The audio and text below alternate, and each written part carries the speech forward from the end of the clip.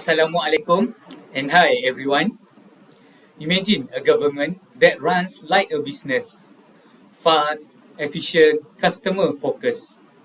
That was the dream of the Malaysia Incorporated policy introduced decades ago. We moved from being just administrator of law to facilitators of growth. But today, we need to ask a hard question. Have we truly modernized, or is it just a facade? Our research suggests that the Malaysian civil service is currently stuck in a hybrid reality. We have adopted the hardware of the private sector, KPI, CEO, strategic plans, but we are still running it on the software of a traditional bureaucracy. We call this administrative hybridity. And in this presentation, we will evaluate if this mix is working or if it is creating a systemic dissonance. To understand this, we have to look at the two competing paradigms we analyze in our paper. First, there is the traditional model. Think of Max Weber. It is about hierarchy, strict rules, and stability. It is safe, but it can be rigid. Then, we have new public management. This is the market paradigm. It shifts the focus from following rules to getting results, managerialism. Our argument is that Malaysia did not simply sweat one for the other. We layered them, and that layering created the tension we see today. Let us look at the first dimension, structure. We adopted agencyfication, breaking up big departments into agile corporate bodies like GLC to bypass red tape. In theory, this creates efficiency. However, in reality, it often creates an accountability black hole. Take 1MDB as our prime example.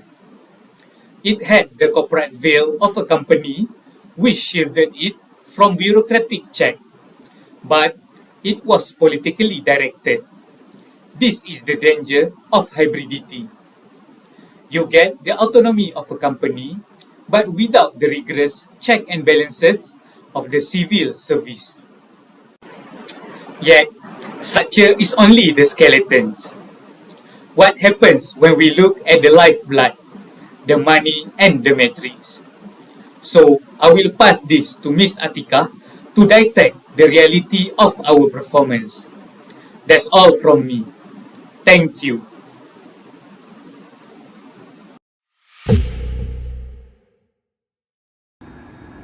Thank you, Mr. IZRUL. So, are we actually managing results? We shifted to outcome-based budgeting or BB. The goal was to fund outcomes like poverty reduction rather than just inputs like buying computers. But here is the logic gap. While agencies are asked to produce results, the Ministry of Finance still controls the line items tightly. Managers are told to be flexible, but they cannot even move funds around.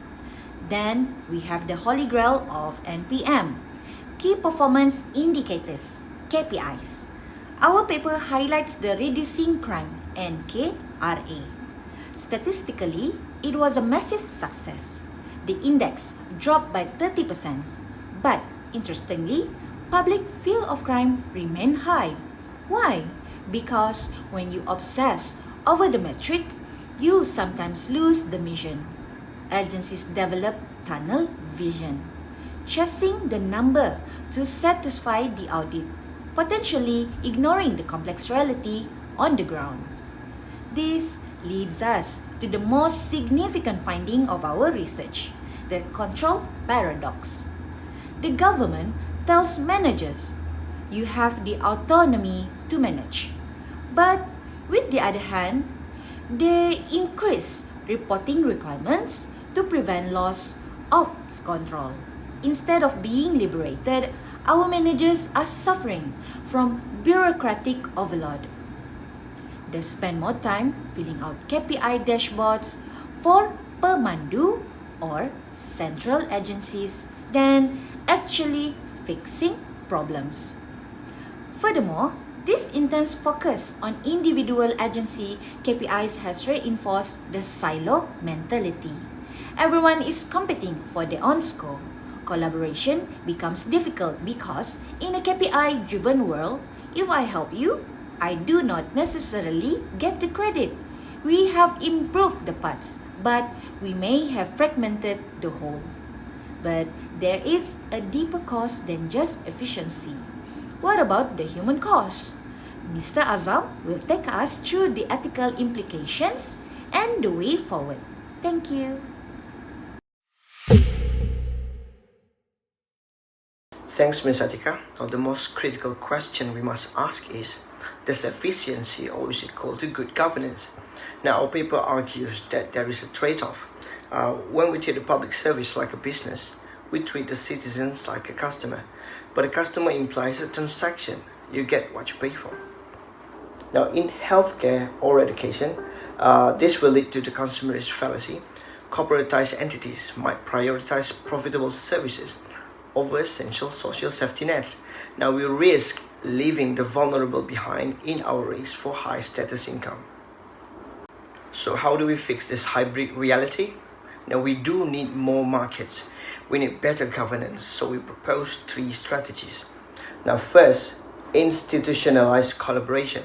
We need to break the silos. Look at a UTC or Urban Transformation Center. It put multiple agencies under one roof. It saved costs and made life easier for the public. Now we need more of this blue ocean strategy. Now second, we need to rehumanize with values. We support the government's new HEMAT framework or HEMAT. Performance appraisal should not be just about numbers. They must include values like compassion and empathy. And third, aligned with Malaysia Madani. Now we must pivot to public value management. Efficiency is just a tool. Now the goal is kesejahteraan or prosperity for all, not just the wealthy. To conclude, the Malaysian civil service has come a long way. Now we have successfully updated our hardware, the tools, the system, the technology. But as our paper argues, the task is now to modernize our soul. We must stop seeing a new public management and traditional model of public administration as enemies. Now, we need a synthesis where the speed of the market meets the heart of public service. Okay, that is how we move from hybrid reality to a true paradigm shift. Okay, that is all from our group.